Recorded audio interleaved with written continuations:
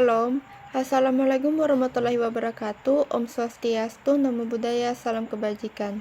Perkenalkan, nama saya Ripka, kelas A4 Keperawatan, dengan NIM 2214201150 semester 3. Tujuan saya membuat video ini untuk memenuhi tugas mata kuliah Keperawatan Maternitas dengan nama dosen Nurse Maylin Kauntul, Eskep MKes, dengan judul topik Lingkup Kesehatan Perempuan. Saya adalah mahasiswa di Universitas Pembangunan Indonesia Manado. Baiklah, kita akan lanjut ke pembahasannya. Anatomi dan fisiologi. Anatomi sistem fisiologi reproduksi wanita adalah ilmu pengetahuan yang mempelajari tentang suatu rangkaian dan interaksi organ dalam organisme yang dipergunakan untuk berkembang biak. Sistem reproduksi perempuan adalah liang atau saluran yang menghubungkan vulva dan rahim, terletak di antara kandung kencing dan rektum. Dinding depan vagina panjangnya 7-11 cm dan dinding belakang 9-11 cm. Dinding vagina berlipat-lipat yang berjalan sirkular dan disebut rugae, sedangkan di tengahnya ada bagian yang lebih keras disebut kolumna rugarum. Siklus respons seksual. Hal ini terjadi ketika seseorang menjadi terangsang secara seksual dan turut berpartisipasi atau melakukan kegiatan rangsangan seksual seperti berhubungan seksual. Ada beberapa panduan siklus respons seksual agar Anda mengetahui bagaimana tubuh Anda merespon setiap fase dari siklus tersebut. Siklus respons seksual memiliki 4 fase, yaitu kegembiraan, dataran tinggi, orgasme, dan resolusi. Baik pria maupun wanita mengalami keempatnya, walaupun waktunya biasanya berbeda. Kehamilan. Kehamilan merupakan sebuah proses bertemunya sel telur yang sudah matang dengan sperma hingga pada akhirnya membentuk sel baru yang akan tumbuh. Proses kehamilan sendiri bisa terjadi karena bertemunya sel sperma pria dengan sel telur matang dari wanita. Sel telur ovum.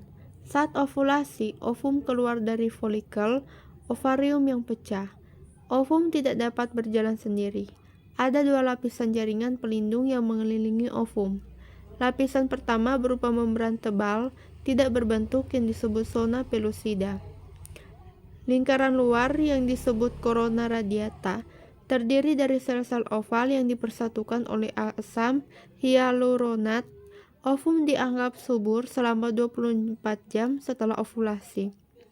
Apabila tidak fertilisasi oleh sperma, ovum bergenerasi dan direabsorpsi. Sel mani. Bentuknya seperti kecebong, terdiri atas kepala, berbentuk lonjong, agak gepeng seperti inti atau nukleus, leher yang menghubungkan kepala dengan bagian tengah, dan ekor yang dapat bergetar sehingga sperma dapat bergerak dengan cepat. Panjang ekor kira-kira 10 kali bagian kepala. Tanda-tanda gejala kehamilan. Tanda pasti kehamilan. Yang pertama, terdapat gerakan janin yang dapat dilihat atau diraba atau dirasa pada usia kehamilan sekitar 20 minggu. Terdengar denyut jantung janin jika menggunakan Doppler pada usia kehamilan 12 minggu dan terdengar dengan menggunakan stetoskop Leydig pada usia kehamilan 18-20 minggu. Yang ketiga, terdapat bagian-bagian besar atau kepala dan bokong maupun kecil atau ekstremitas janin yang dapat diraba dengan jelas pada trimester 3 usia kehamilan dan dapat dilihat lebih sempurna dengan menggunakan USG. Tanda-tanda pasti, tanda-tanda tidak pasti. Yang pertama, amenore atau tidak haid. Pada proses konsepsi dan nidasi dapat menyebabkan tidak terjadinya pembentuk folikel, the graft, dan ovulasi, sehingga menyebabkan tidak terjadinya menstruasi. Pada wanita perlu mengetahui tanggal lahir pertama haid terakhir atau HPHT karena dapat digunakan untuk menghitung usia kehamilan dan memperkirakan persalinan. Yang kedua, mual dan muntah atau emesis. Mual muntah ini terjadi pada trimester pertama kehamilan. Terjadi karena pengaruh hormon estrogen dan progesteron yang menyebabkan pengeluaran asam lambung berlebihan sehingga terjadi mual muntah yang biasanya terjadi di pagi hari atau morning sickness. Dalam batas tertentu, hal ini masih fisiologis, namun jika sudah melampaui batas fisiologis dapat menyebabkan gangguan kesehatan yang disebut hiperemesis gravidarum.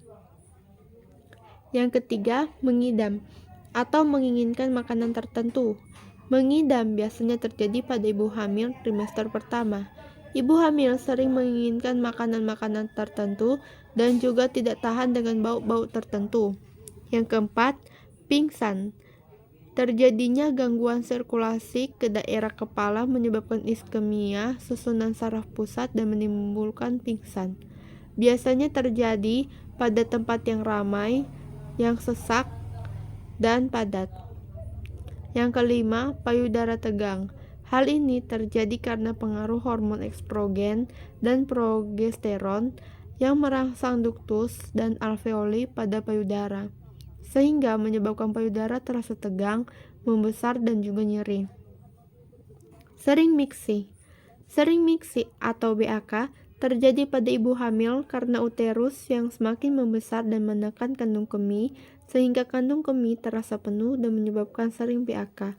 Hal ini terjadi pada trimester pertama karena kandung kemih yang tertekan oleh uterus dan hilang pada trimester kedua, dan terjadi lagi pada trimester ketiga karena kandung kemih tertekan oleh kepala janin yang semakin turun ke rongga panggul.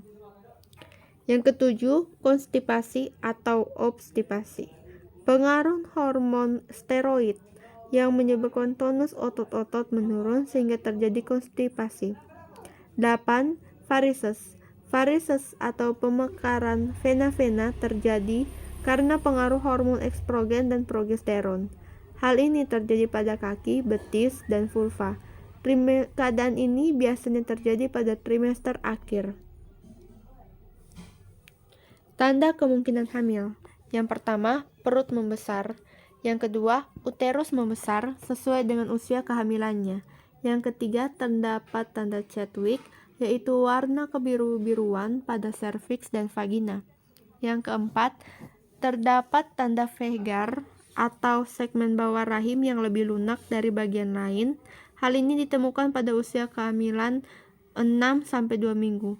Yang kelima, terdapat tanda Piscasek, yaitu adanya tempat yang kosong pada rongga uterus karena embrio biasanya terletak di sebelah atas dengan bimanual akan terjadi benjolan yang asimetris.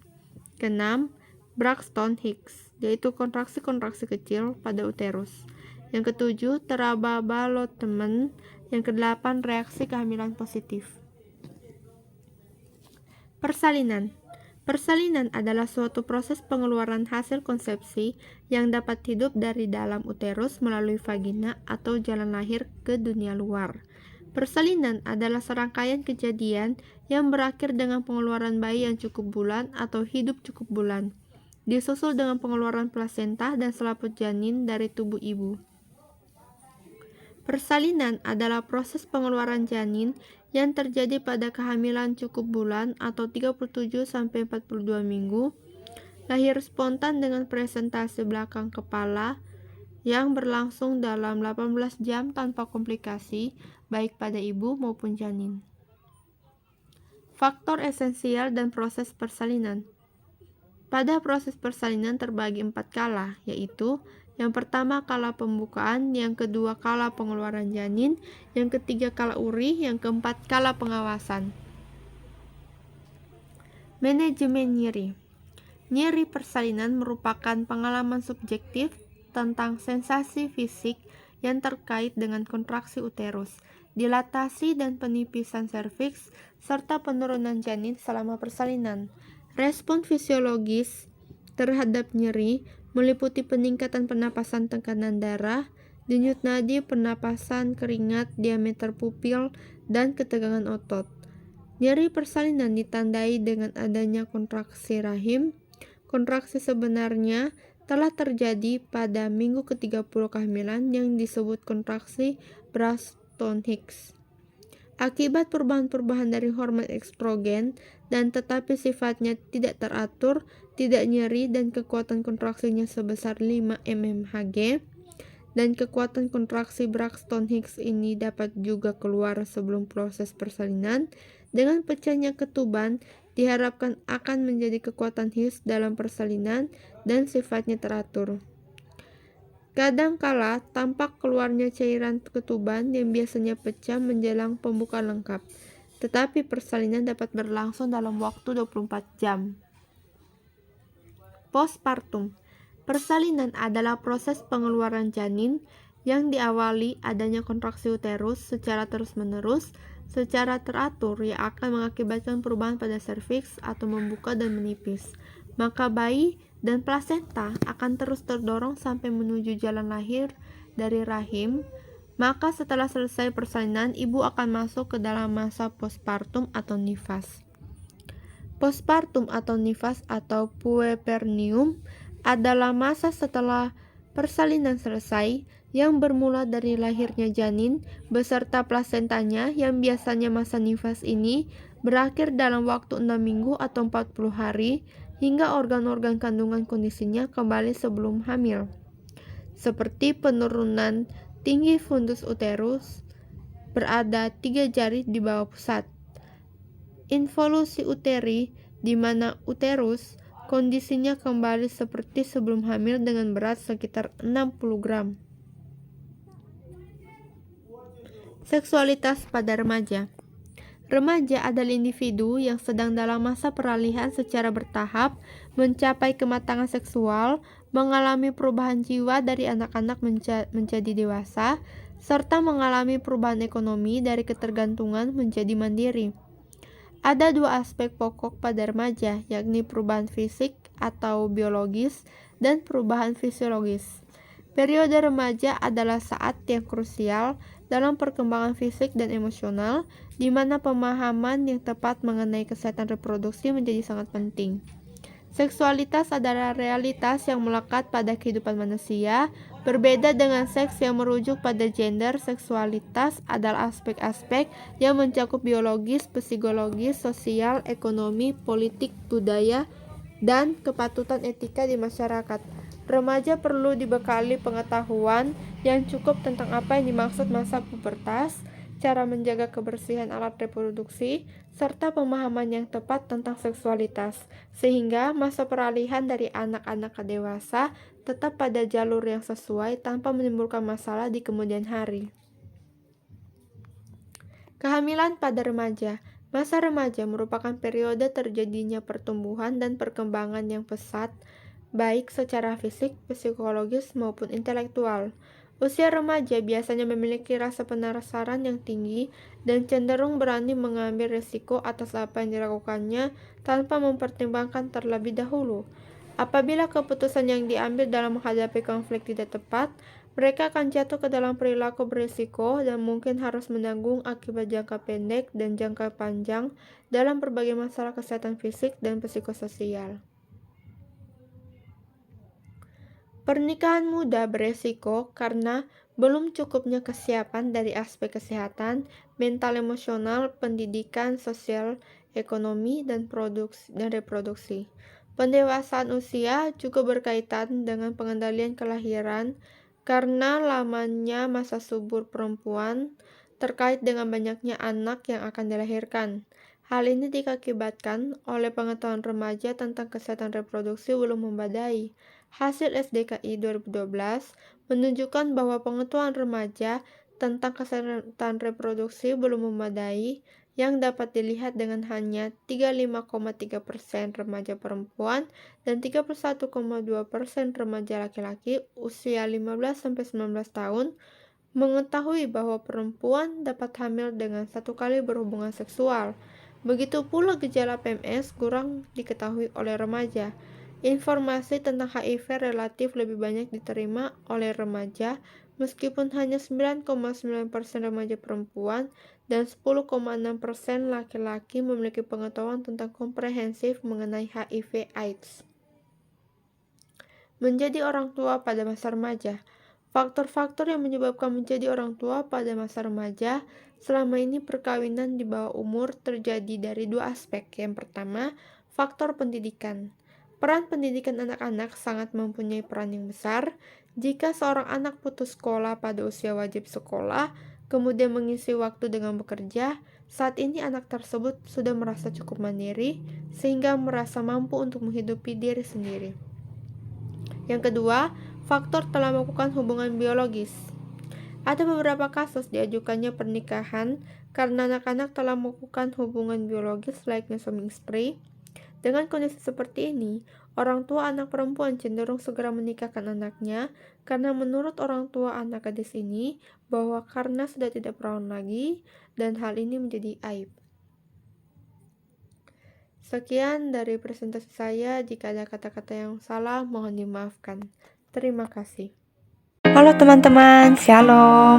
Buat kalian yang masih bingung untuk pilih fakultas yang mana, kepikiran biaya mahal, jaraknya cukup jauh, tenang, saya punya solusi nih. Jawabannya Universitas Pembangunan Indonesia Manado. Buat kalian yang bertanya-tanya, kenapa harus memilih UNPI? Jawabannya adalah karena terakreditasi B dan juga memiliki 6 fakultas. Banyak bukan? Nah, salah satunya Fakultas Keperawatan, Prodi Ilmu Keperawatan, dan Profesi Nurse, serta Fakultas Sastra, Prodi Sastra Inggris. Yang ketiga, Fakultas Hukum, Prodi Ilmu Hukum. Yang keempat, Fakultas Ilmu Sosial dan Ilmu Politik. Yang kelima, Fakultas Teknik, Prodi Teknik Sipil dan Prodi Elektro, serta Fakultas Pertanian, Prodi Agribisnis. Tunggu apa lagi? Ayo segera bergabung di UNPI Manado. Ditunggu ya.